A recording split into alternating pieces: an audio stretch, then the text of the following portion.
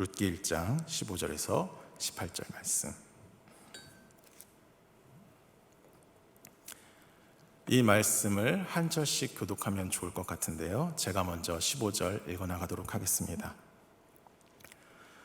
나오미가 또 이르되 보라, 내 동서는 그의 백성과 그의 신들에게로 돌아가나니 너도 너의 동서를 따라 돌아가라 하니, 룻이 이르되 내게 어머니를 떠나며 어머니를 따르지 말고 돌아가라 강권하지 마옵소서. 어머니께서 가시는 곳에 나도 가고 어머니께서 머무시는 곳에 나도 머물겠나이다. 어머니의 백성이 나의 백성이 되고 어머니의 하나님이 나의 하나님이 되시리니, 어머니께서 죽으시는 곳에서 나도 죽어 거기 묻힐 것이라. 만일 내가 죽는 일 외에 어머니를 떠나면 여호와께서 내게 벌을 내리시고 더 내리시기를 원하나이다 하는지라. 나오미가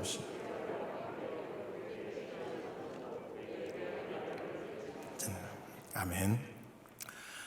안녕하십니까. 중등부에서 사역하고 있는 한성훈 목사입니다. 오늘 예배와 말씀 그리고 우리 기도 가운데 하나님의 크신 은혜가 부어지길 소망합니다. 모든 소설이나 영화, 이야기 등에는 흐름이나 맥락이라는 것이 있습니다. 아무리 재미있는 장면이 등장한다 할지라도 이런 흐름을 깨버리면 사실 그 이야기는 좋은 이야기라고 보기 힘들죠. 예를 들면 이런 것입니다. 한 남녀의 러브 스토리가 있다고 칩시다. 두 남자 여자가 우연히 만나서 호감을 느끼고 사랑에 빠지고 연인이 되고 결혼을 하고 또 이러다 때론 위기가 닥쳐서 헤어지기도 하는 그런 영화나 드라마 우리 주위에 많이 있죠. 그런데 이런 드라마가 있는데 갑자기 여주인공이 이런 말을 하는 겁니다. 남주인공에게 제가 이제 당신을 떠날 거예요. 그런데 제가 당신을 떠나려는 이유는 당신을 사랑하지 않아서가 아니에요. 제가 외계인이라서 그래요. 지금 화성에서 저를 부르고 있어요. 저는 가야만 해요. 이러고 갑자기 UFO가 튀어나와서 그 여인을 데리고 가버리는 겁니다. 어떻습니까? 아무리 이 장면을 수백억의 돈을 들이고 최첨단 컴퓨터 그래픽을 이용해서 만들어낸다 할지라도 그 영화를 재밌다라고 말할 수 있는 사람은 거의 없을 것 같습니다. 어린아이라도 이거 정말 엉터리 수준의 말도 안 되는 이야기다라고 이야기를 하겠죠. 문제는 가끔 이 성경에 그러한 외계인 같은 인물이 튀어나오기도 한다는 겁니다. 저에게 있어서 그 외계인 같은 인물, 그 이름은 바로 룻입니다. 룻기 우리가 잘 알고 있죠. 룻은 사사기와 사무엘서 사이에 이 둘을 이어주는 성경입니다. 사사기는 마지막에 이런 말로 마무리되고 있습니다. 그때에 이스라엘의 왕이 없으므로 사람이 각기 자기의 소견에 옳은 대로 행하였더라. 어떤 의미죠? 이스라엘이 하나님을 왕으로 섬기지 아니하고 자기 마음대로, 자기 멋대로, 자기 뜻대로 하나님을 배격하고 자기 멋대로 살았다라는 말로 사사기가 종결이 되고 있는 것입니다. 그런데 이 말은 조금 뒤집어서 이야기하면 이스라엘에 제대로 된 왕만 있으면 이스라엘은 이제 더 이상 자기 소견대로 행동하는 것이 아니라 온전히 하나님의 뜻대로 살아가는 나라가 될 수 있다라는 작은 여지를 남기고 있는 것입니다. 사사기서는 그렇게 여지를 남기면서 끝나요. 그리고 룻기를 건너뛰어서 사무엘서에는 우리가 너무도 잘 알고 있는 가장 이스라엘의 유명하고 위대한 왕이 나옵니다. 그 왕이 누굴까요? 다윗이죠. 그리고 그 다윗이 가장 먼저 언급되는 성경은 이 사무엘서가 아니라 바로 이 룻기입니다. 룻기 마지막 4장 22절에 이런 말이 나옵니다. 오벳은 이새를 낳고 이새는 다윗을 낳았더라. 그리고 그 전 4장 21절을 보면 오벳의 아버지는 보아스라는 것을 우리가 알 수 있습니다. 살몬은 보아스를 낳았고 보아스는 오벳을 낳았더라. 보아스의 아내가 룻이거든요. 그러니까 결과적으로 우리는 룻이 이 다윗이라는 사람의 증조 할머니라는 것을 알 수 있습니다.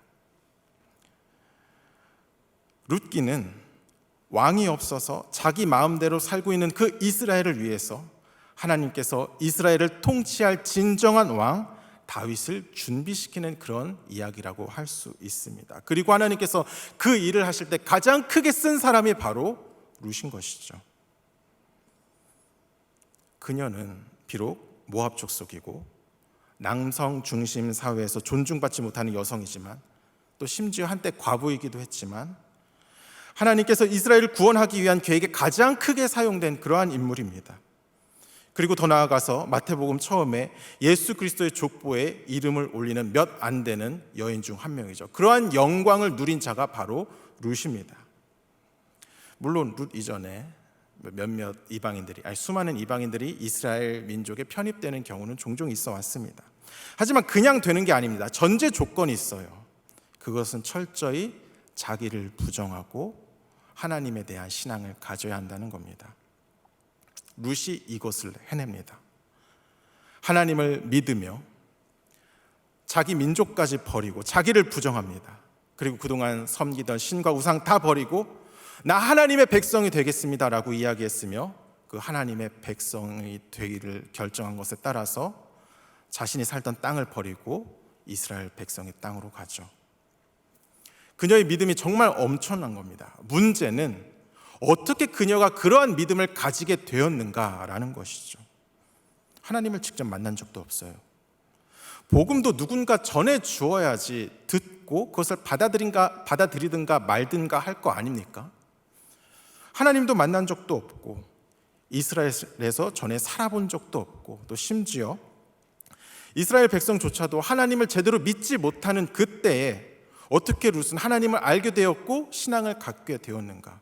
참 신기한 일이죠. 그것을 알려주는 성경 구절이 우리가 함께 본 본문 말씀 중 룻기 1장 16절에 잘 기록되어 있습니다. 이 말씀을 다시 한번 우리가 한 목소리로 같이 읽어보면 좋을 것 같습니다. 시작. 룻이 이르되 내게 어머니를 떠나며 어머니를 따르지 말고 돌아가라 강건하지 마옵소서. 어머니께서 가시는 곳에 나도 가고 어머니께서 머무는 곳에서 나도 머물겠나이다. 어머니의 백성이 나의 백성이 되고 어머니의 하나님이 나의 하나님이 되시리니. 아멘. 룻이 이제 자기 민족을 버리고 하나님의 백성이 되겠다라고 이야기를 하고 있는 것이죠. 어머니를 따라서 하나님을 따르겠다라고 말하는 소중한 신앙 고백입니다. 이 구절 가운데 유독 반복되는 한 인물이 있습니다. 누구죠? 어머니, 시어머니, 바로 나오미입니다. 어머니를 통해서 이 룻이 하나님을 보게 된 것이죠. 어머니를 통해서 하나님의 백성을 알게 된 것입니다. 그리고 그 어머니를 통해서 하나님에 대한 믿음을 갖게 된 것입니다. 우리는 이 구절을 통해서 룻에게 큰 믿음, 룻의 믿음의 영향을 가장 크게 준 사람이 바로 나오미라는 것을 쉽게 추측할 수 있습니다. 그러면 또 궁금증이 생기죠. 도대체 나오미가 어떤 인물이길래, 도대체 어떻게 했길래, 어떻게 가르쳤길래 룻에게 하나님을 보게 하고 온전한 하나님에 대한 신앙을 갖게 하였는가? 나오미가 누군가요? 베들레헴에 살고 있는 엘리멜렉이라는 그 사람의 아내입니다. 당시 고대 사회에서 이름이라는 것은 그냥 누군가를 지칭하는 것을 넘어서 자기의 정체성을 드러내는 가장 좋은 도구이기도 하였습니다. 엘리멜렉, 어떤 뜻이 있느냐? 이 엘리멜렉이란 말에는 하나님은 나의 왕이시다라는 그런 의미를 지니고 있습니다. 그런데 이 엘리멜렉은 자신의 이름값을 하지 못하는 사람이었습니다. 본디 하나님을 왕으로 섬겨야 되는데 그는 그러지 않고 베들레헴의 흉년이 들자마자 모압으로 떠나버렸죠. 방앗간이라는 그런 이름을 가질 정도로, 그러한 의미를 가질 정도로 곡식을 많이 거둘 수 있는 그 베들레헴에서 흉년이 들었다라는 것은 사실 보통 의미가 아닙니다. 신명기를 보면 하나님께서 그의 백성에게 말씀하시죠. 너희가 나의 율법과 법도를 따르면 내가 너에게 축복을 주고 복을 주며 만약 그렇게 하지 않으면 내가 너에게 저주를 내릴 것이다. 이 말씀에 따라 만약 그들이 하나님의 뜻을 따른다면 그 베들레헴에서 풍성한 곡식과 소출을 거둘 수 있었겠죠. 그런데 그러한 땅에 흉년이 든 것입니다. 어떤 의미냐? 거기에 자연재해가 일어서 사람들이 힘들게 되었다라는 것이 아니라 거기에 하나님의 재앙이 임했다는 것이죠. 그들이 자기 소견에 오른 대로 멋대로 살아가니 하나님이 그에 대한 심판과 보응을 했다는 의미입니다.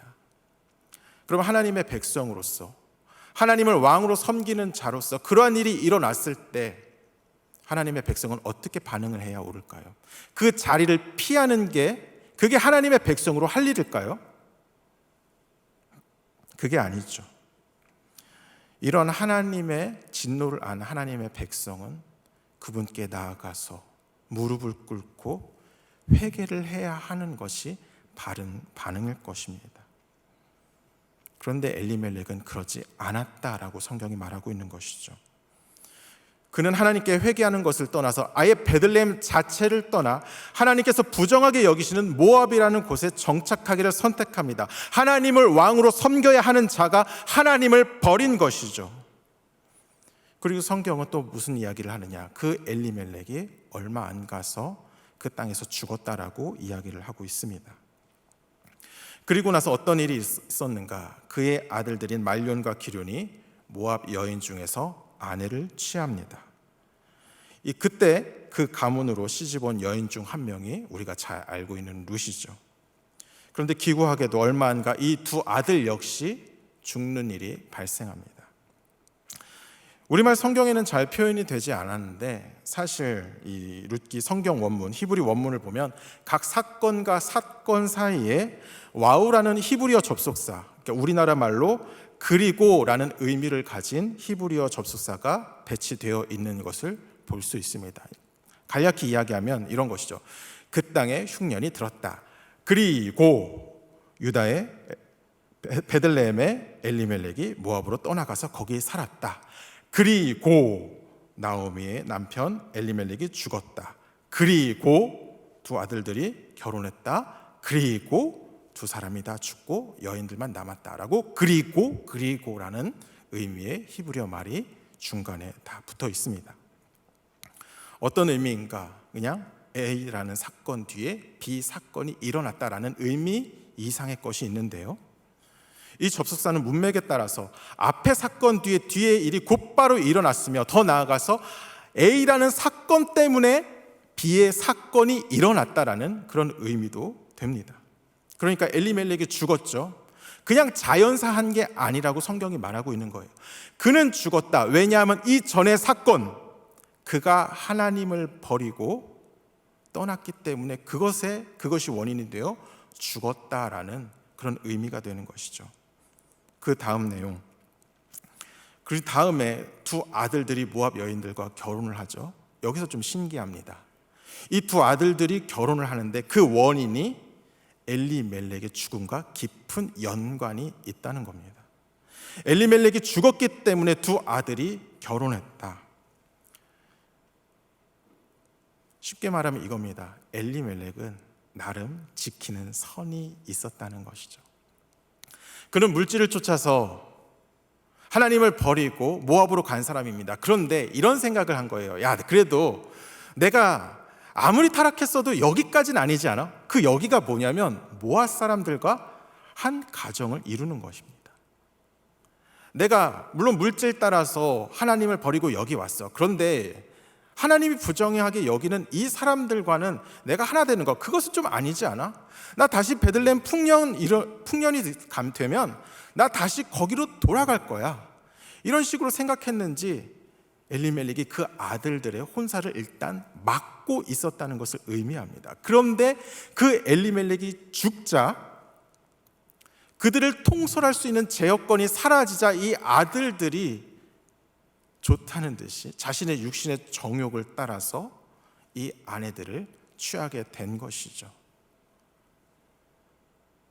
그리고 어떤 내용이 이어지느냐? 두 아들들이 죽습니다. 그냥 죽은 게 아니라 앞의 사건, 엘리멜렉보다 이들이 더 큰 죄를 지은 거죠. 그래도 나름 선을 가지고 있는 엘리멜렉의 죄를 넘어서 그 이방 사람들을 취한 죄를 지었기 때문에 이 사람들이 죽었다라고 성경은 이야기하고 있는 것입니다. 참 안타깝죠. 그런데 여기서 우리가 생각해 볼 게 있습니다. 그러면 이때 나오미는 무엇을 했냐? 바로 이것입니다.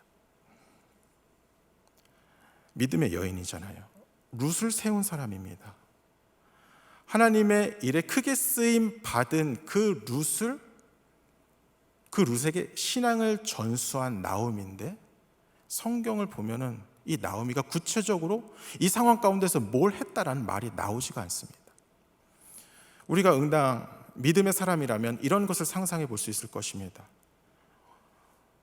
엘리멜렉이 하나님을 떠나서 모압으로 가려고 했을 때 그거를 막았어야 하지 않았을까요? 아유, 이 양반아, 지금 뭐 하는 거예요?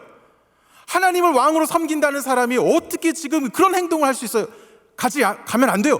빨리 하나님께 회개해요. 이렇게 엘리멜렉을 막아야 하지 않았겠습니까? 그런데 그러지 못했어요. 그럼 이것을 실패했으면 다음 거라도 성공했어야죠. 두 아들들이 하나님을 거역하고 모압에서 자기의 정욕에 따라서 아내를 취할 때 도대체 나오미는 뭐 했습니까?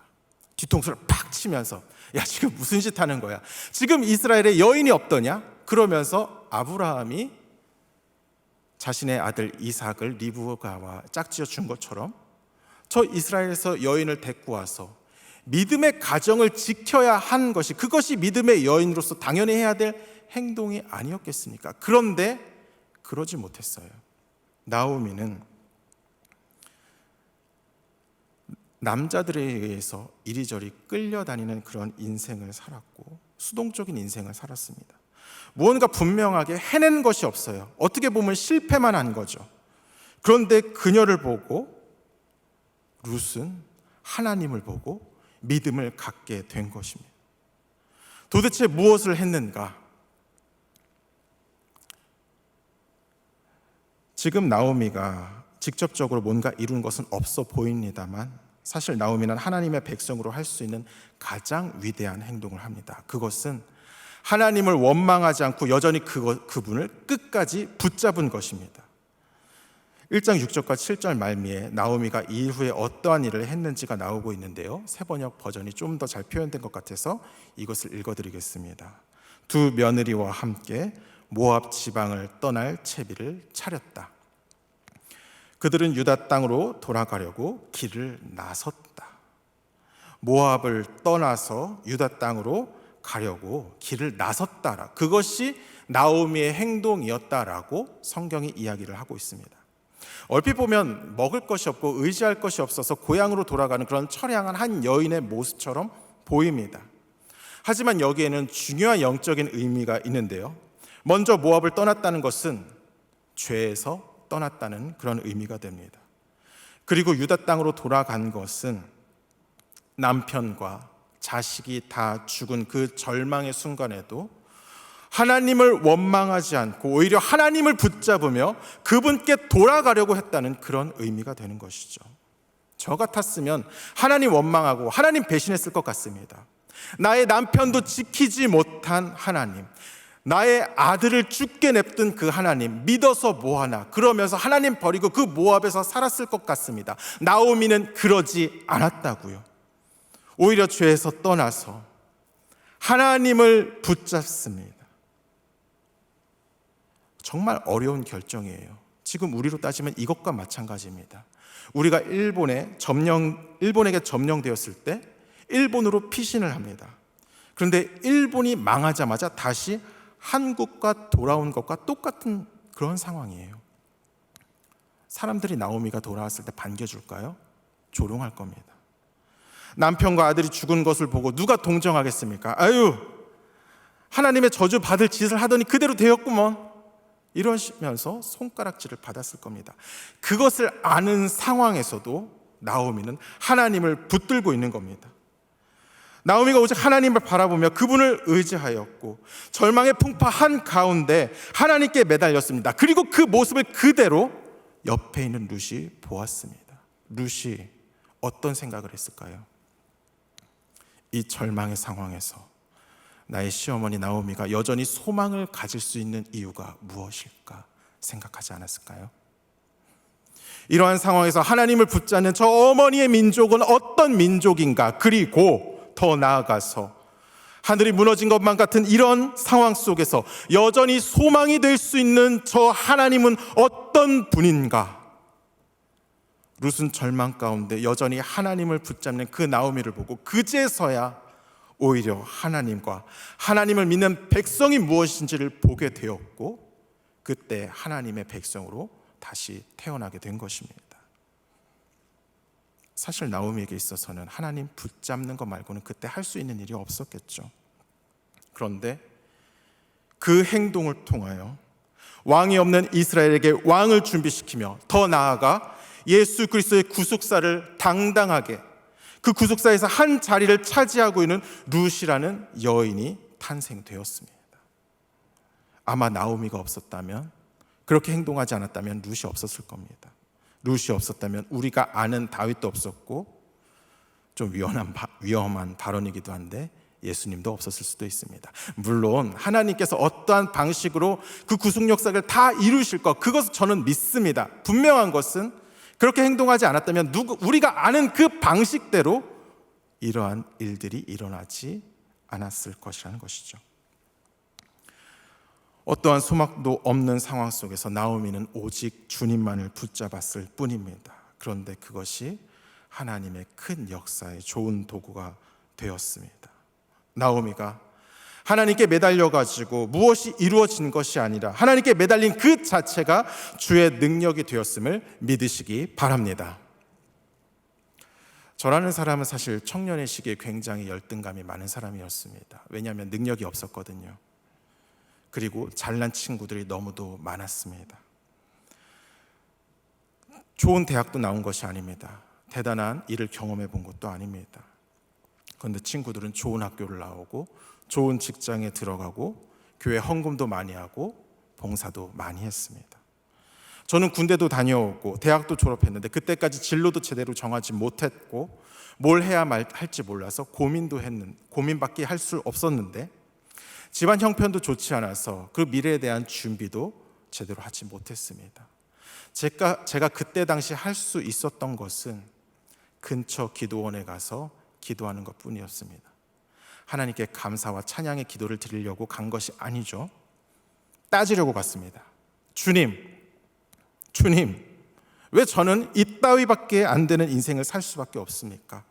왜 이러려고 저를 부르셨어요? 이럴 거면 마음대로 살게 하다가 죽기 전에 저를 부르시면 되지, 왜 일찍 부르셔서 교회 안에서 이렇게 저를 초라하게 만드십니까?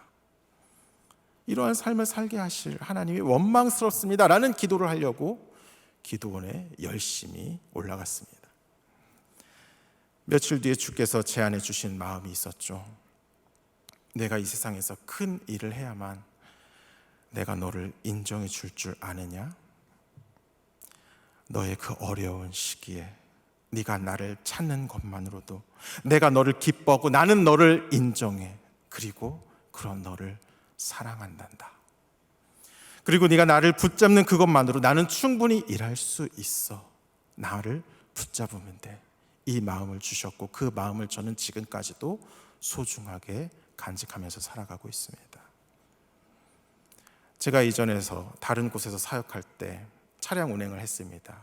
모든 분들을 이제 다 집으로 보내드리고 마지막에 이제 한 권사님이 남으셨는데 갑자기 그 권사님이 저에게 이렇게 이야기합니다. 제 인생은 실패한 것 같아요. 놀랐죠? 왜요? 권사님 왜요? 저는 내 평생에 열심히 하나님을 섬기고 봉사도 나름 열심히 했는데 제 남편도 제 아들도 변화시키지 못했어요. 저는 실패한 것 같아요. 여러분, 이 말이 맞을까요? 틀릴까요? 우리는 때로 내가 그리스도인으로 구체적으로 무엇을 해야만, 어떤 업적을 남겨야만 하나님의 영광이 드러난다라고 생각할 때가 있습니다. 물론 한국교회에 그러한 역사가 많이 일어날 때가 있었죠. 십자가만 세워지면 사람이 모여들고 여기저기 부흥의 물결이 일어나고 여기저기서 내가 예수를 믿었더니 이러한 복을 받았고 이러한 큰 일을 하였다, 그런 간증이 넘치던 시대가 있었습니다. 지금은 그렇지 않죠. 시간이 지날수록 우리에게 어떤 소식만 들려옵니까? 교회가 무너지고 있다, 사라지고 있다, 주일학교도 사라진다, 많은 사람들이 신앙을 버리고 있다라는 말이 여기저기서 많이 들립니다. 코로나가 시작되고 더 심해진 것 같습니다. 사람들로 붐비던 예배당은 오히려 빈자리를 찾는 게 더욱더 쉬워졌습니다. 성도들은 더 이상 세상에 영향력을 끼치지 못하고 자랑할 만한 것이 없으며 교회가 이전처럼 세상에 큰 영향력을 끼치는 시대가 아니게 되어버렸습니다. 그러면 더 이상 이전과 같은 부흥기를 이끌지 못하는 이 나라, 이 교회, 이 성도는 이전과 같은 성도들과 비교했을 때 하나님 앞에서 아무런 가치와 의미가 없다라고 이야기를 할 수 있을까요? 성경은 그렇지 않다라고 분명히 말하고 있다는 것을 믿으시기 바랍니다. 우리가 인생 풍랑 한가운데 있다 할지라도, 세상에 내세울 게 없다 할지라도 성경은 그것으로 우리의 가치가 떨어지는 것이 아니라고 분명히 이야기하고 있어요. 그러한 순간에도 주님을 붙잡고 주님을 의지하는 자가 있다면 하나님께서는 동일하게 그를 소중히 여겨주신다라고 성경이 증언하고 있음을 믿으시기 바랍니다. 저는 그 눈물을 흘리고 있는 권사님께 그때 이렇게 다시 말씀드렸어요. 권사님의 인생은 하나님 앞에서 값진 인생이에요. 비록 우리가 원하는 방식으로 그것이 일어나지 않았을 뿐이죠. 믿으셔야 해요. 평생 하나님을 놓지 않고 충성하셨던 것을 하나님께서 인정하실 거예요. 그리고 누군가는 그것을 보고 그 헌신을 통해서 하나님을 보게 되었을 것입니다. 우리도 마찬가지입니다. 코로나 사태를 통하여 교회가 많이 손가락질을 당하고 있죠.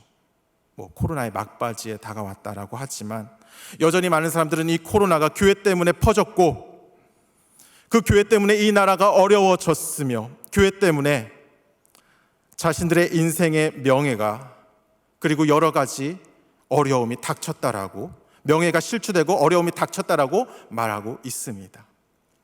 그런데 세상이 그렇게 말한다고 해서 우리의 존재의 가치와 이유가 사라진 것이 아님을 믿으셨으면 좋겠습니다. 세상이 그렇게 말한다고 해서 하나님께서 우리를 버리신 것이 아니기 때문이죠. 이러한 상황에서 오히려 하나님을 붙잡고 포기하지 않는다면 하나님께서는 우리는 여전히 하나님 앞에서 존귀한 자녀요, 주님의 일하심에 쓰임을 받을 수 있습니다. 그들은 이렇게 이야기했죠. 왜 저 사람들은 그렇게 불명예스러운 그리스도인이라는 칭호를 버리지 못하고 있는가? 왜 그 직분을 내려놓지 못하지? 왜 저 사람들은 위기에 몰렸으면서도 손가락질 당하면서도 하나님께서 복 주실 것을 믿고 있는가?